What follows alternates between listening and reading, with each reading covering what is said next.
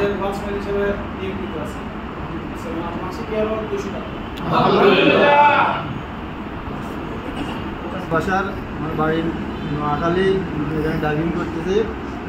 আর বড় কথা হয়েছে আমি একটা হালকার সেক্রেটারি আছি,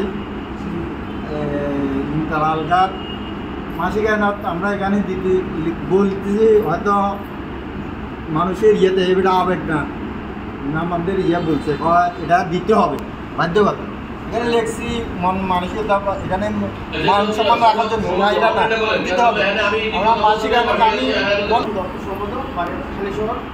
মুন্সিপাল জাকির করি, আমি একটা কন্ট্রাক্টে জব করি, আর আমার মাসিক আইনত থেকে 200 টাকা।